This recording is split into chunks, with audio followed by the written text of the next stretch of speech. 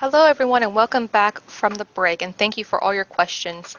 Several of them are actually relevant to our upcoming conversation. We'll try to get to as many questions one way or another. And now it's time for our moderated conversation among peers with Ellen and Kathleen. Great. Welcome back, everyone. Jasmine, if you can unlock my video so Ellen and I can turn our videos on.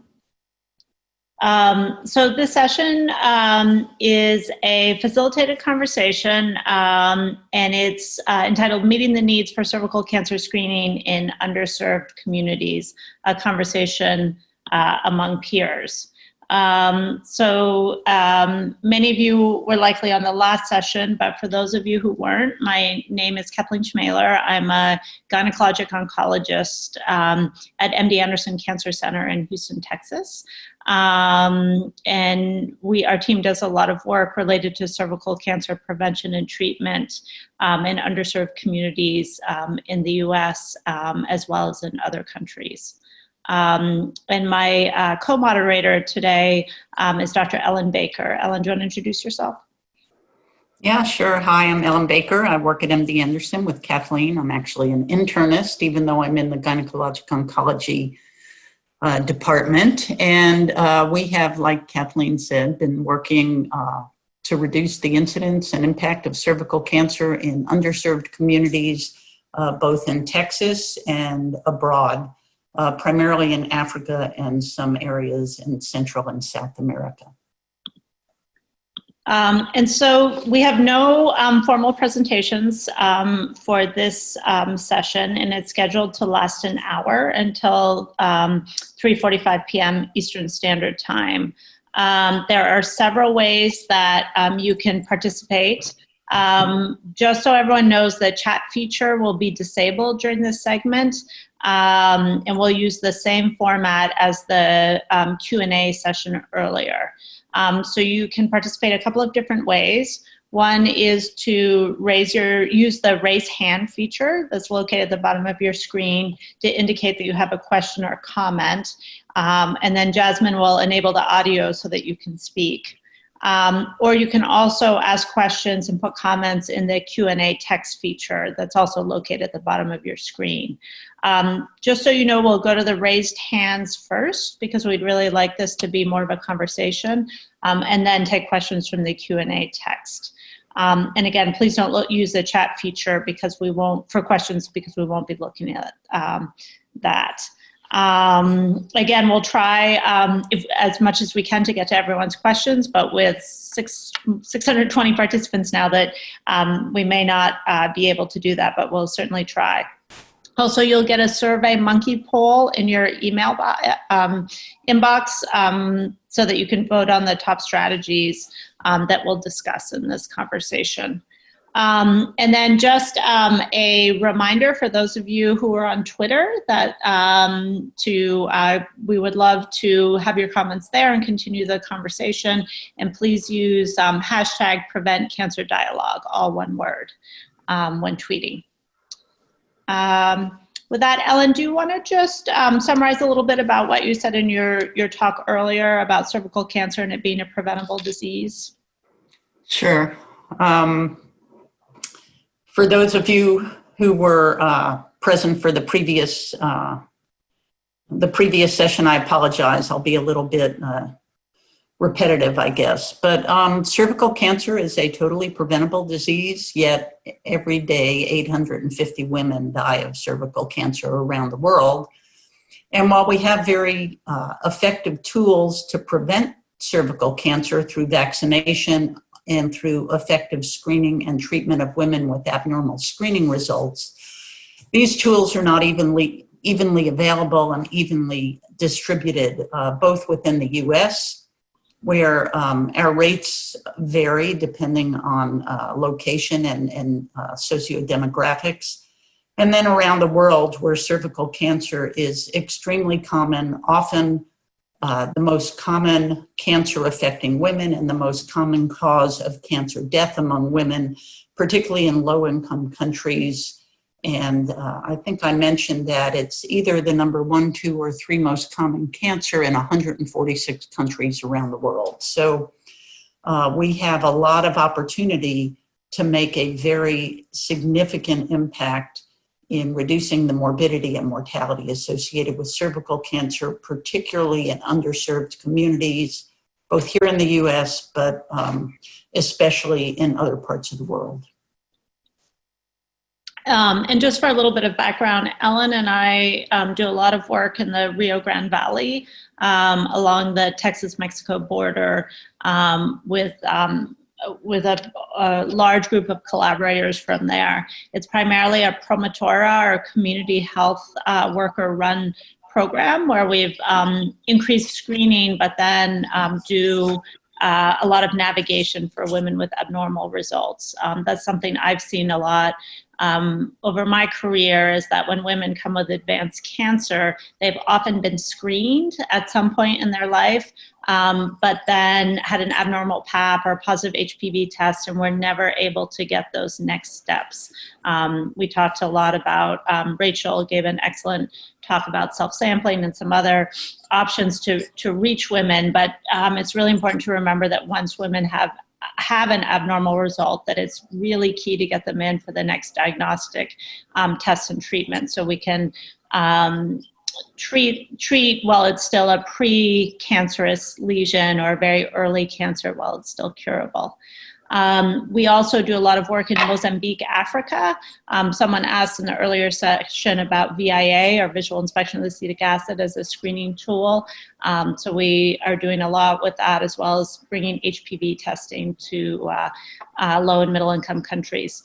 We also have 2 members of our team who are on today. One is from Thailand, Natasha Pulcharan, so she's working with us as a visiting professor at MD Anderson, so has a lot of experience of the situation there. And then Mila Salcedo from Brazil, a gynecologist and colposcopist, who also is spending some time at MD Anderson, but brings all the reality of the situation in Brazil compared to the US and other places.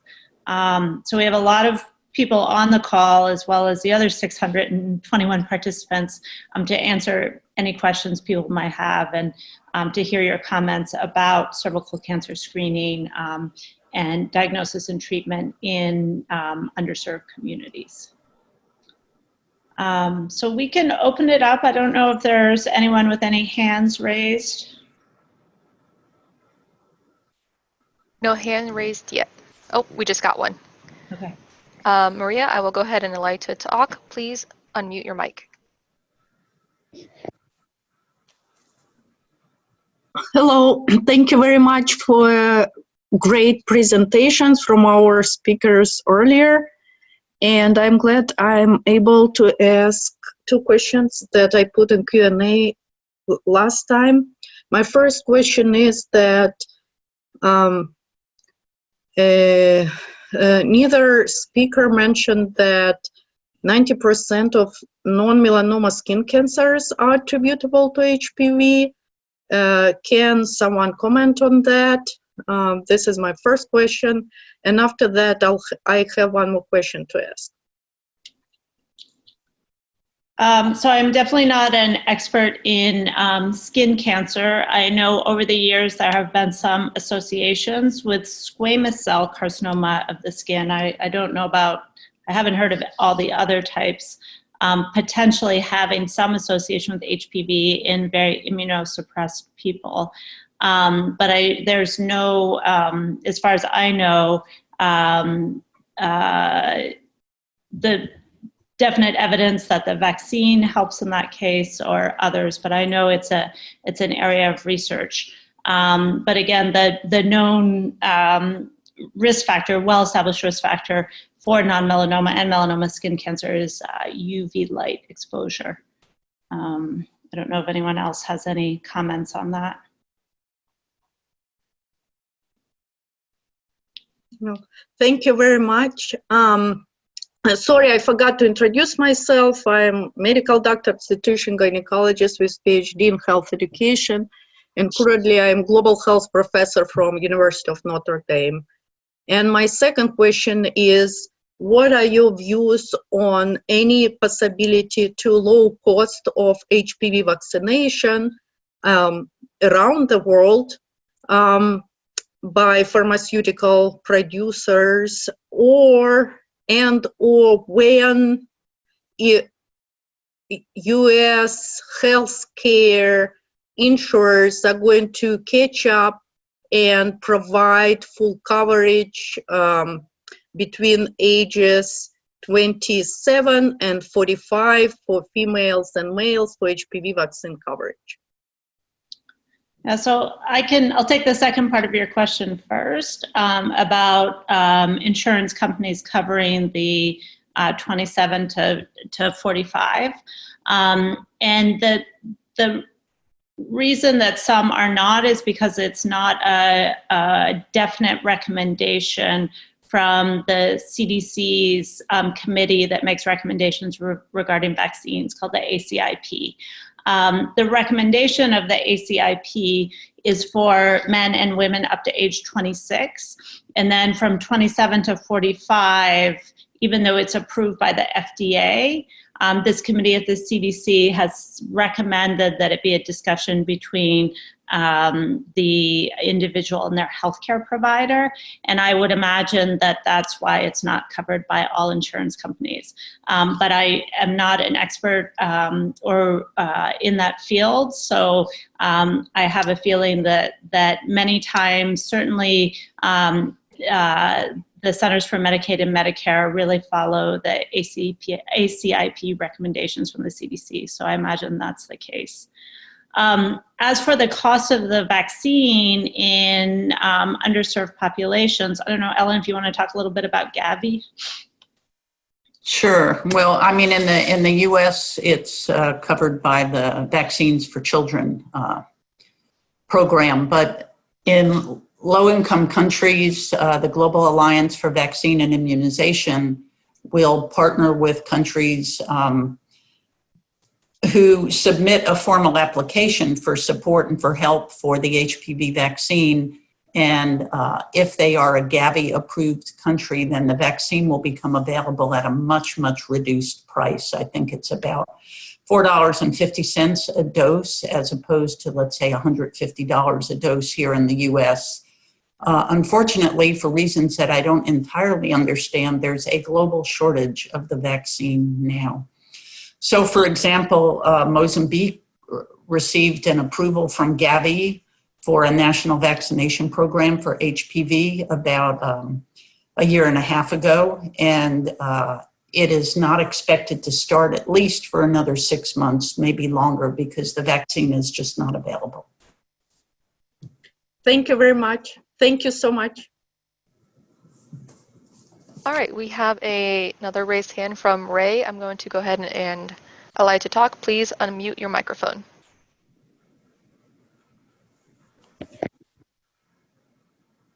Hi, Ray Michael Bridgewater, Assembly of Petworth, Washington, D.C.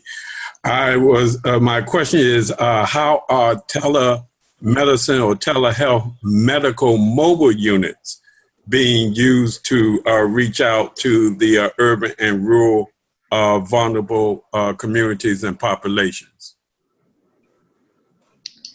I can start with a little bit of our experience, both in Texas, in the Rio Grande Valley, along the border with Mexico, and also in Brazil. So along the border, we collaborate closely with a physician assistant named Paul Toscano, who runs a mobile clinic, which is a mobile van where he sees uninsured and underserved families. He sees men, women, and children. And he's been working with us for the last 5 or so years to actually learn colposcopy. So he had been doing Pap tests and screening through this mobile van. But what would happen is if the women had an abnormal result and had to be referred for a colposcopy and or LEEP or other treatment, it was really hard to find somewhere for them to go, given their lack of insurance and also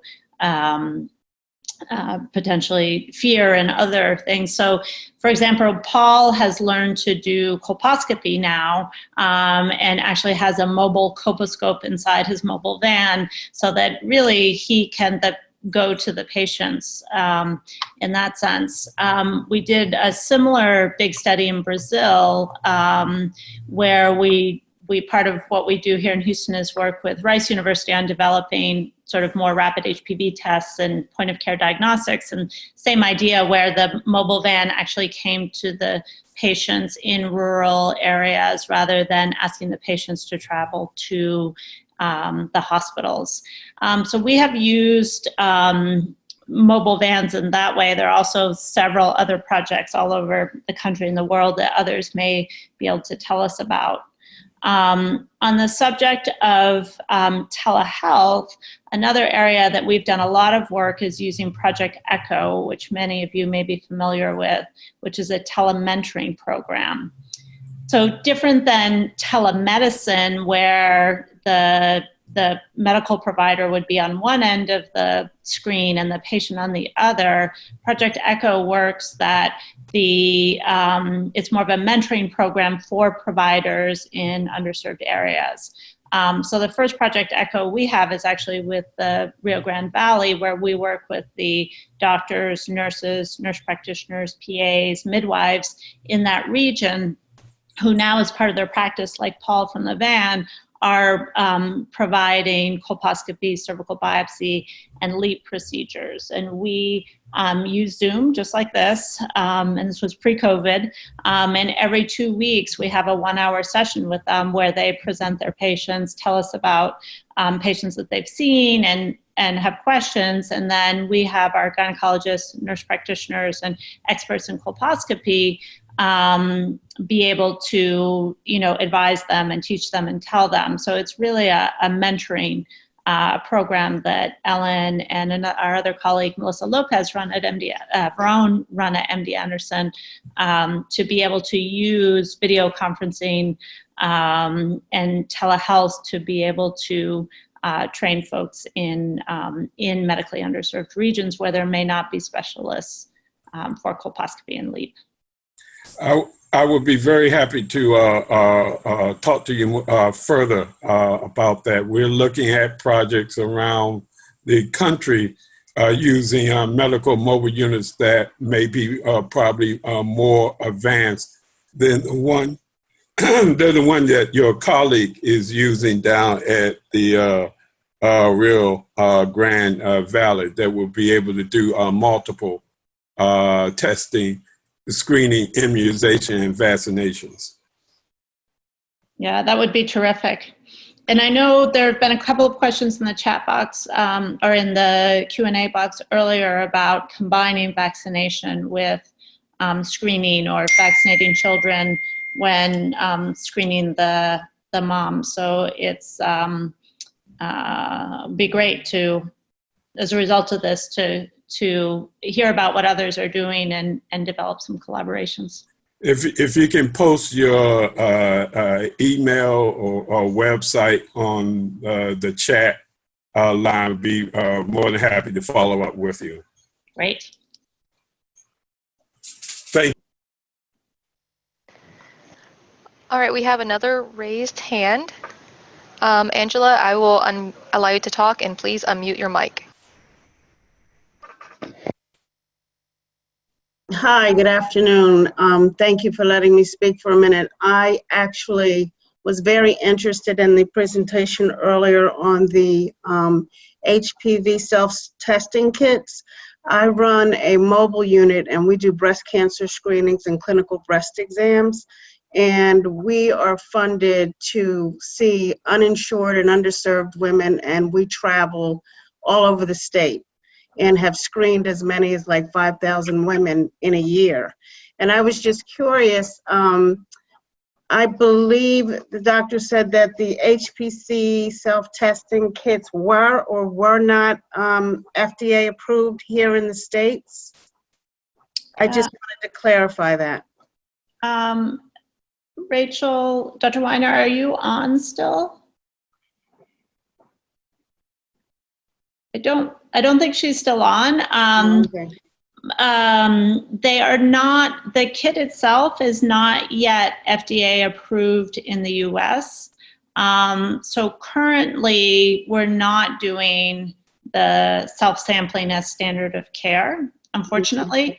They are in other countries, and we know it's been shown that it's very effective, but as of now, it's still being done only as part of research studies. To the best of my knowledge, I don't know if anybody on has any additional information. Oh, well, that's too bad. We see so many women. Yeah, and I think especially another question that's come in the Q&A box is about screening in the time of COVID. And I think we all realize this is certainly in Texas is not going away anytime soon. You know, having a method of self-sampling and not having to drive to the clinic or be seen in a clinic, both for the patients and for the providers, will really be a terrific solution. Yeah, we've put together a protocol. We're going back on the road Monday. Actually, I spoke to somebody in Texas about their mobile screening unit last week. And we also distribute like the fit kits to our women that are on our van. So this would be like right up our alley. But yeah, we're trying to figure out how to get back on the road and do it safely. It's probably going to be at 50% capacity, but we'll do what we have to do. Sounds like you're doing terrific work. Thank you. And Angela, what state do you work in? I'm in New York.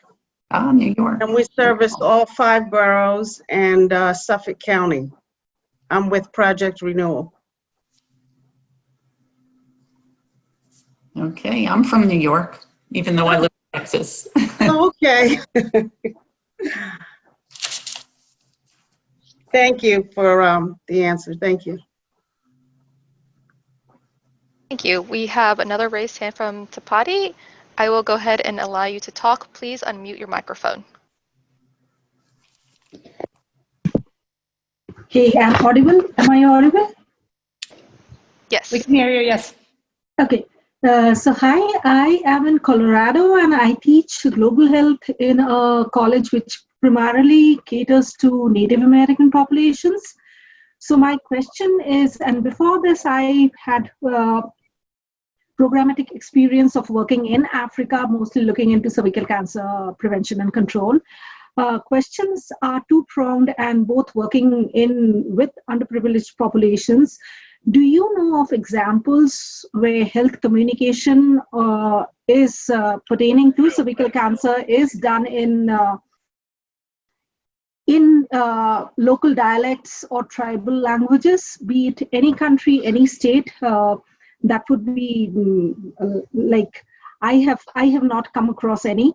And the second thing is in terms of integration of screening and vaccination, do you think any specific programs again exist for Native American or tribal, indigenous, rural populations, given the context of anti-vaccination or vaccine hesitancy, which is predominantly high across many of the vaccines, including HPV?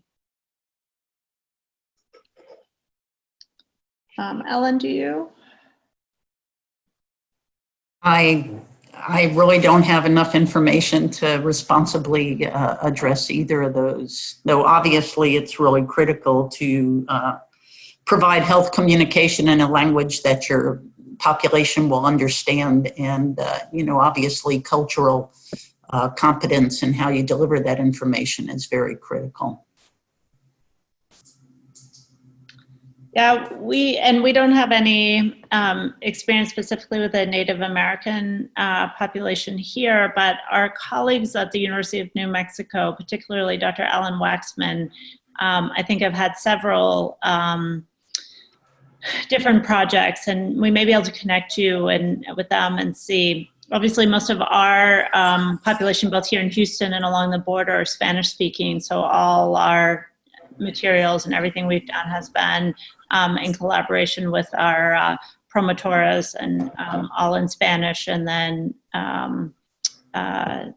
designed specifically and with input from them, so that they're accurate and appropriate for those women. Maybe others on the call or on the in the conference may have information for you.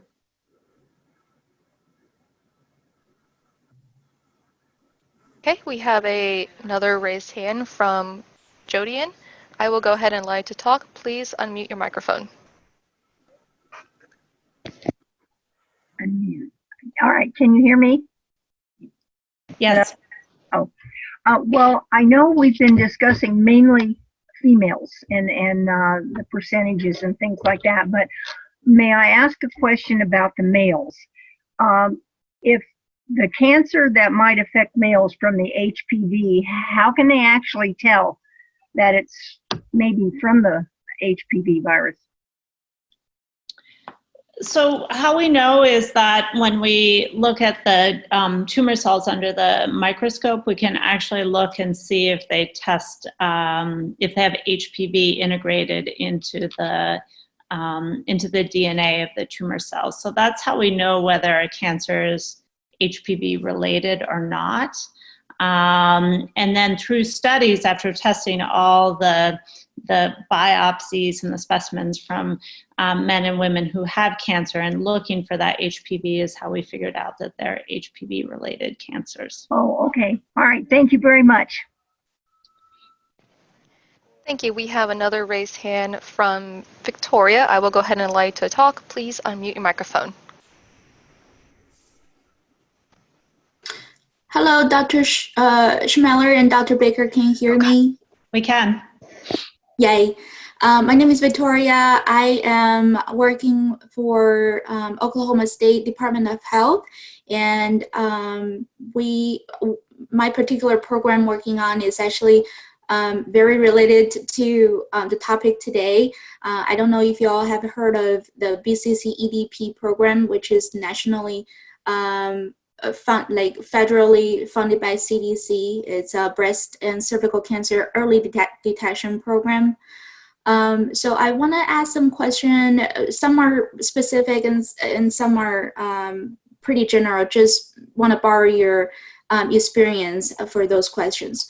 So I want to start with, I've more than once I've heard in different meetings, the providers and doctors, professionals like you, mention about how critical for the period, like from the diagnosis to the initial treatment, it can be critical related to mortality and morbidity to the cancers, no matter cervical cancer or breast cancer. So do you have a what's the ideal period? I know it's as soon the better, of course, but what is the ideal period between the diagnosis and initial treatment? Like, how long do we have to raise with disease on those for those patients? Yeah, that's a great question, Victoria. So one thing that's really important to remember is we actually have a good amount of time. So it's about 10 years from an HPV infection or abnormal pap till you get an invasive cancer. So there's a lot of time to intervene. And so that really emphasizes that nobody should die of this disease, because it's not as if you have to be seen within a week or two. But what we find is if you don't address it quickly, these patients get lost, these women get lost, because usually you don't have any symptoms. It's usually an abnormal pap or positive HPV test that signals that something isn't right. And so our metrics for what we try to do is to have people come in within 3 months, and ideally within, a few weeks or a month. But I think it's important to know that you do have a little bit of time, and especially in the time of COVID, that it's okay to wait a little bit. What we find, as I said before, is that women don't do anything, forget about it, and then come back years later when they start having symptoms, when they're bleeding or have pain, and then have advanced cancer. So you do have time to bring them in, but I should know, but I can't remember exactly what the BCCS guidelines are, but I think it's for them to get diagnosis and treatment within about 3 months. But it's important to know if they don't come in with that time, they can still come back 6 months later or a year later. And just a big shout out to the BCCS program. I mean, in my clinics here in Houston, and certainly for our work on the border, BCCS has helped so many women by providing this free coverage for cervical cancer screening and then for treatment of all the abnormal results. So it's really a terrific, terrific program that you're working with. Thank you. You can still hear me, right? I didn't touch my microphone. Okay, yay. Thank you for your acknowledgement and your nice words although I won't tell you, I'm a new hire on this program, but I'm already in love with this program because it has so much potential to help so many women, and it's a privilege to hear a webinar like this from, I always call people like you Skywalkers, and me like Jedi trainer, like Jedi in training for helping women with early detection on cervical and breast cancers. So I'm gonna borrow your Skywalker type of experience. I don't know if you're a Star Wars fan, but you're the master level to me. That's what I'm referring to. I want to borrow your experience just because you have so much experience working with vast clients and patients with the clientele that we're working with, which is underserved populations, especially women, right? What do you think is the most effective venue for early detection programs like ours to reach out to those underserved populations, just based on your experience, Dr. Baker or Dr. Schmeller, please? I don't know, Ellen, if you want to go first. What exactly was the question? Sorry. My question, I'm sorry, I was vague. My question was, what do you think, just based on your experience, what do you feel is the most effective venue or method to reach out to those women who are underserved? We have other physicians or providers just now presented like online, social media, mobile clinic, stuff like that. But what is really, in your experience, what's the most reliable and also most effective way to reach out to those underserved population? Yeah, that's the real question, right? So I would say access, and within access, I think there's a lot of things to consider. Honestly, with our experience, it's just with our experience, women know they need to be screened. They know this, right? And while they might not understand the pathophysiology of cervical cancer and how it develops, they know they need to be screened, and there's many barriers to screening. And so a variety of, I think, strategies, depending on who you're dealing with and where you are, can be very effective. And mobile units would be one.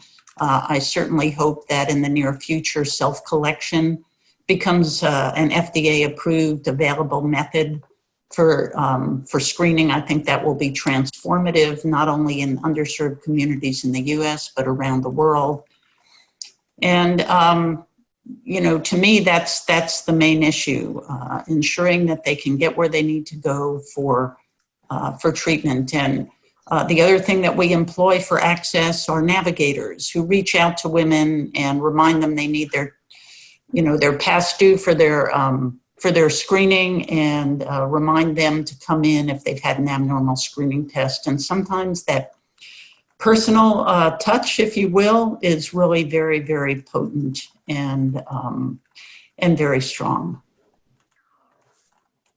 Yeah, and I would just add, in my experience, either in Texas or here in Houston, on the border, in Brazil, in Mozambique, everywhere, I think it really is about access, and it's making it free of charge. And certainly that's a big issue in the US. And not just the PAP or HPV test free of charge, but the follow-up for the women who have abnormal results. And then also to really engage, community health workers or promotors from the community to help navigate these women, particularly those with abnormal results, because they can be very scared, and everyone thinks when they have an abnormal pap that they have cancer. I mean, that's, of course, everyone has the possibility of thinking the worst. So I think it's really a lot of education and navigation to help people get to the providers who can help take care of them. And again, making sure that we have providers who know how to do colposcopy and LEEP locally. That's a lot of the work we do is training folks, because people can't travel. Like, people in the Valley don't want to or can't travel to Houston to get the care that they need. So that's a big part of it, is just, again, having access, but not just to screening, but to get through the whole process of diagnostic and follow-up and treatment. Thank you both, Doctor. The last question I want to ask, I mean, that's just golden that you suggested, like, community navigation and education to those people is essential. So for all the people who sign up for this webinar, especially from the questions I heard people asked in the previous section and in this section, a lot of us are those workers working on promoting early detection and also early treatment for cervical or even breast cancer patients. Do you as an association, do you provide a platform, or do you know of any platform for people like us who have the same interest in helping underserved populations in, beating this cancer nasty disease in early stage, to communicate, start dialogue, or like trade experience and just like a professional network for us to learn from each other? Do you have, or can you provide a platform like this, or do you know of any that we can stay in conversation with each other? So one thing that comes to mind is through the BCCS, I know that they have had over the years different sort of meetings, and even talked about starting a Project Echo for people doing exactly what you are doing. And I don't know if Melissa Veron is on, if she can be unmuted to speak a little bit about that, or Ellen.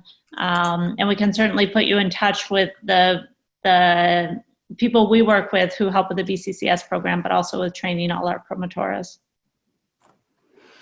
That'd be great. I would really appreciate that. But not only for people who, like us, who are working with patients, or working on the clientele, but also the providers who are interested in like going far beyond to help patients too. I don't know if it's appropriate, and I think this would answer Ms. Tapati, the question asker before me, about Native American care.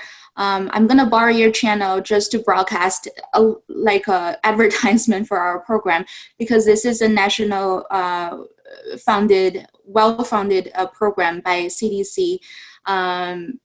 And for our state, specifically state of Oklahoma, not only we're focusing on the early detection with screening, but we also carry on with treatment for eligible women.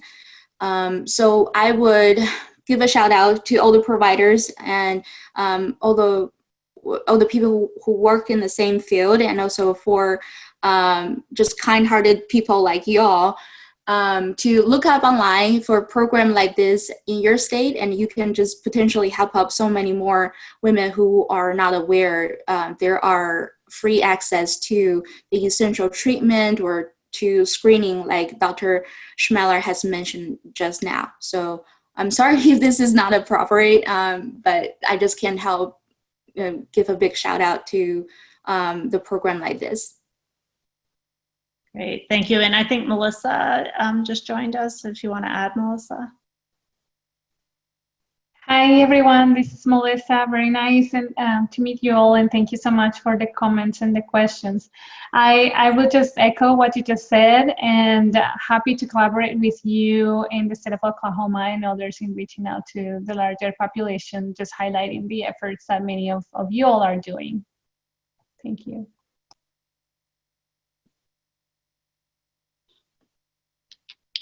Do we have any other raised hands? Yes, we have a raised hand from Gorov, and I will allow you to speak, and please unmute your microphone.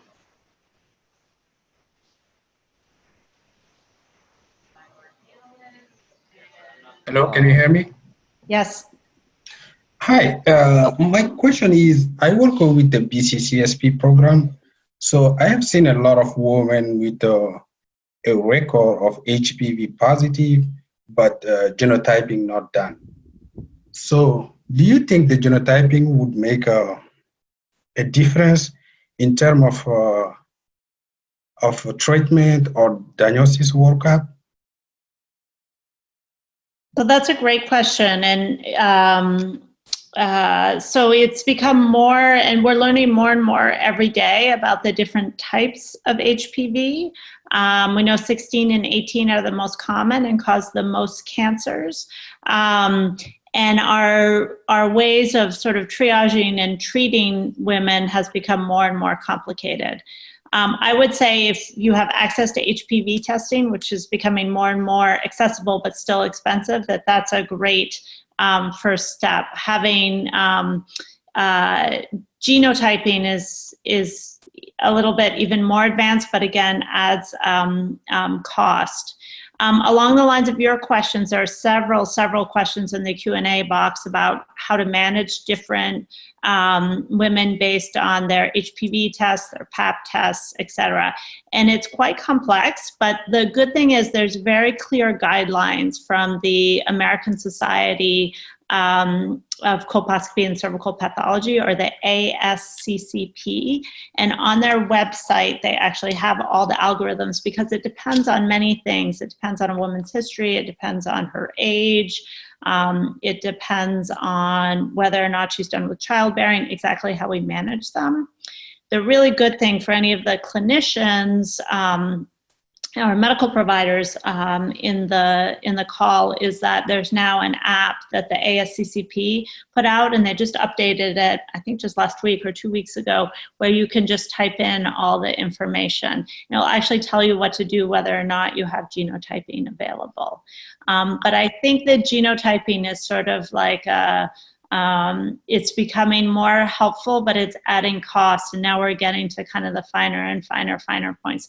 The biggest thing for me is to first get those women in and get them screened. And if you have both cytology or Pap and HPV testing, that's terrific. Certainly, like in the Rio Grande Valley and many of our free clinics or the mobile van, we don't necessarily have HPV available because of the cost. And so we're relying just on cytology. In some places, we're doing just HPV without having cytology or Pap available, as in Mozambique. And in some places, we don't have either. So then we're using just the acetic acid or vinegar called VIA. Okay, thank you. But don't feel like if you don't have if you can't genotype, that you're not providing adequate screening or care, because you are. Okay, thank you. All right, looks like I accidentally skipped Gorov. Please go ahead. Hello. Yeah. I'm a medical doctor from New Delhi, India. And my question is, what percent of women who are screened positive are lost to follow-up in the further management of diagnosis and treatment, because these require repeated visits, and what gaps exist in the entire management process after getting screened positive? Yeah, that's a terrific question, and a lot of the reason that there are such high cervical cancer rates in underserved populations. So that number of how many women, the proportion of how many women are lost to follow-up varies all over the world, and for us all over the country, or even all over the state. But what we know is that the more women who are lost to follow-up, the higher the rates of cervical cancer in those populations. So in the US, it ends up being three visits. So we do a screening visit with PAP and HPV, and hopefully one day we'll be able to do that from home with self-testing. But right now the patient has to come in for a screening visit. If it's abnormal, and they have to come back for a second visit with colposcopy and biopsies. Sometimes we go right to treatment, but a lot of times you need that diagnostic step. And then if they are shown to have high-grade precancer or high-risk precancer, then they come for a third visit to do a LEAP or a cone or another treatment. So, and at each step, you need pathology services to be able to, or a lab to be able to read the tests and get an answer back, which doesn't happen immediately. So that's why many groups are working on different point of care tests. So an HPV test where you can get the answer that day, almost like you would do a pregnancy test in the clinic.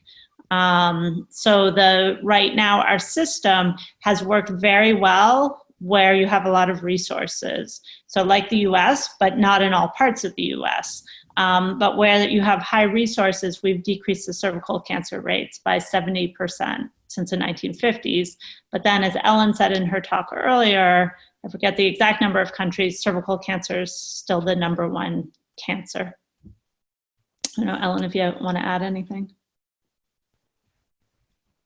No, I think that covered it. Thank you. All right, we have a raised hand from Patricia. I will go ahead and allow you to speak. Please unmute your microphone.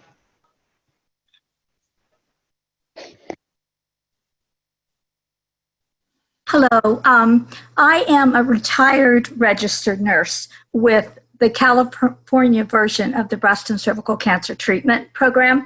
And I retired last June and got bored. So now I am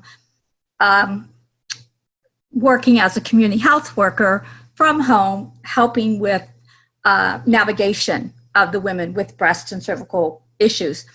But I wanted to refer back to Victoria and the other gentleman whose name I can't remember, who both work with the what we call the BCEP program, or in California, we're known as the Every Woman Counts, and that is the CDC-funded program for breast and cervical cancer. Regarding the genotyping, the genotyping was just started to be covered by CDC, and California did choose to pick that up right before I retired last June. So I know that there's a potential to do the genotyping as well, but it may depend on your independent contract with CDC.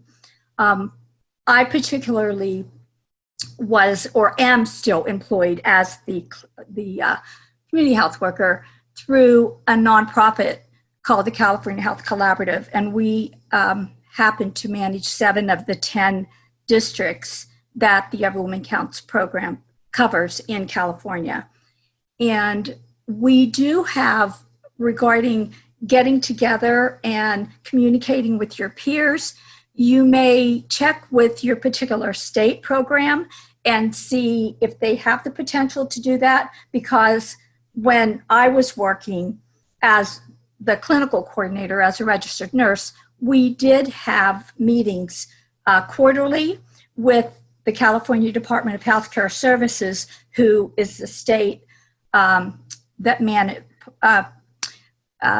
that manages all of the California Every Woman Counts programs. And that gave all the clinical coordinators the ability to meet either online or at least twice a year in person, and quarterly. And then the health educators were able to do that as well.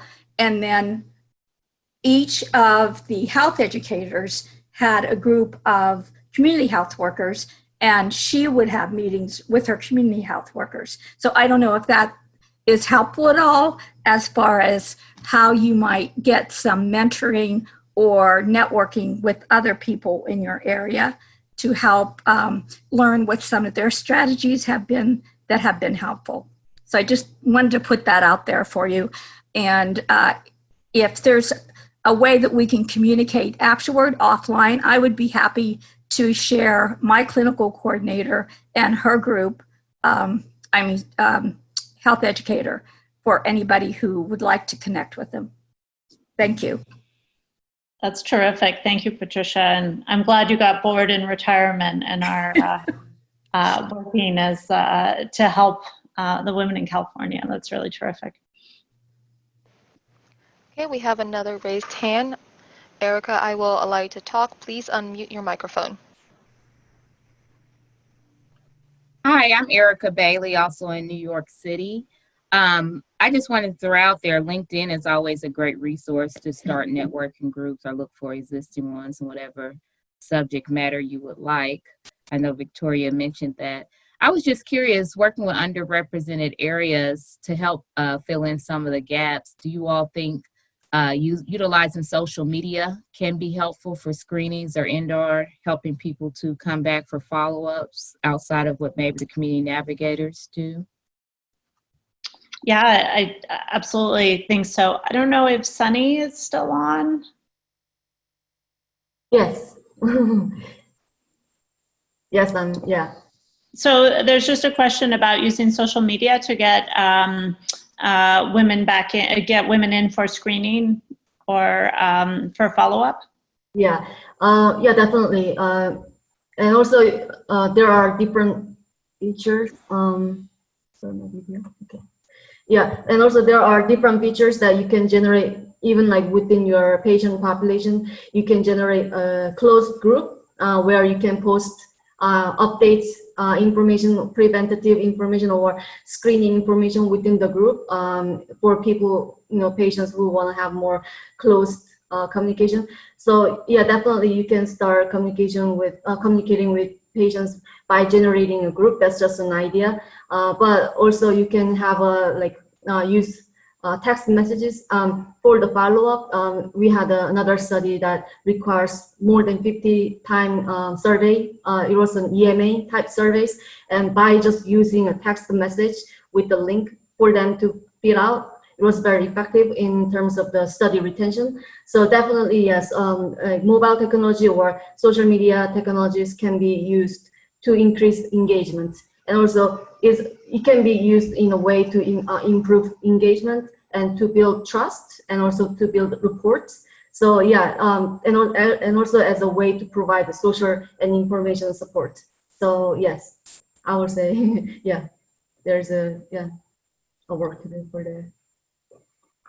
And I've also seen just over the last few years that so many of the institutions and organizations have very active social media. I mean, I know at MD Anderson we do now. So, I always try to tell my patients to try to stick to, more fact-based websites and other social media, but I think that it's a terrific, terrific way to engage people. Just had sort of a related comment, and it's one thing I've been concerned about when we talk about loss to follow-up, but now that screening is not an annual event and is every 3 years or 5 years, I think it's going to be very hard for people to keep track of when their last screening was and when their next one should be. So I see that as maybe a potential issue going forward. I don't know about the rest of you, but I can't remember what I did last week, and certainly I'm going to forget that I need another cervical cancer screening in 2 years or 3 years. So I just think that's something to be aware of, and how to remind people and make sure that it stays on their radar screen, I think will be a challenge going forward. Thank you. And I guess really it made realizing what social media channels your target audience also uses, I guess, which may be, which would, I guess, vary. And I guess a follow-up with Dr. Kim, I'm taking it could work, even though your focus was more rural settings, it could also work in urban settings, I guess, as well. Mhm. Yeah. Question, comment, I guess.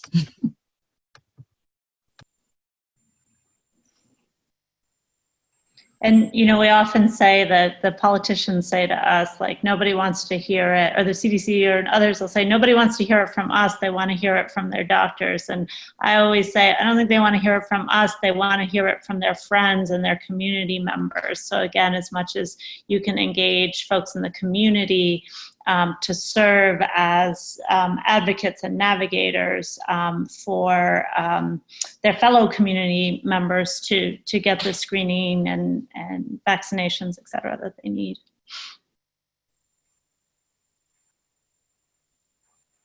And I guess my final question was does it matter, I guess, the setting? Sounds like a lot of work has been done in the rural area or what was presented. This also, I guess, could work for the urban setting, I guess, as well. Yeah. That's my question. Yes, definitely, yes. You know, if you have a target audience, that if your focus is targeting rural people living in rural areas, then by using features on social media, you can target specific audience. But that also means that if you're targeting urban areas, then you can also target those people living in those areas using, you know, geo-targeting features at the as specific as zip code level. So yes, yeah.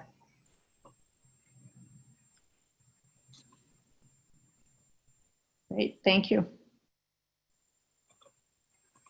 So that is all raised hand questions that I see. We have about 4 minutes left if we want to go to Q&A questions.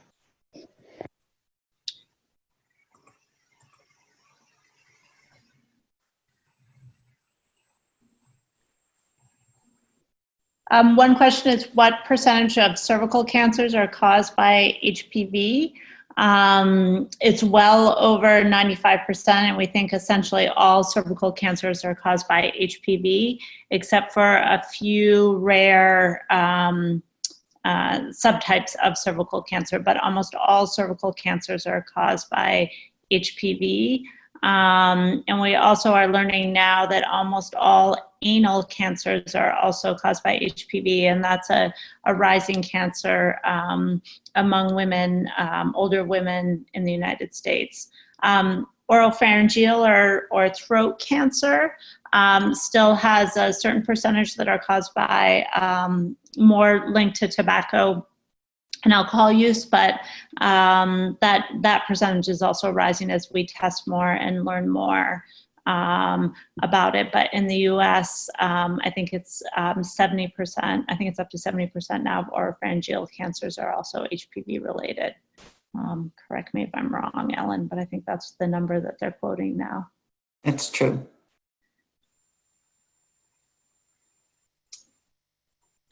All right, looks like we have another raised hand. For the sake of time, this will be our last question.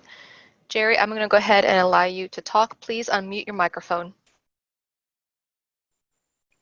I'm just asking that the presenter's contact information be provided. Will you please provide that? That's a short answer, short question.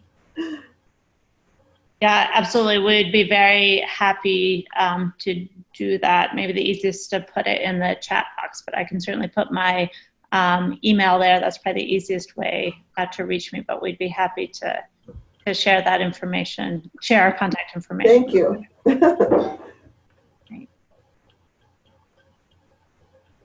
So with that, we'll close. I'd like to say a big thank you to all of you for participating today. I think I speak for the Prevent Cancer Foundation that I am overwhelmed with how many people were interested and want to join today. So it's really terrific. You will get a SurveyMonkey poll that will come to your inbox, so please keep an eye out for that. And then coming up next are the poster presenters who have some interesting projects to talk about in cancer prevention, early detection, and community health initiatives. So thank you all for joining, and I hope you enjoy the next session and have a good rest of the day. Thank you. Thank you.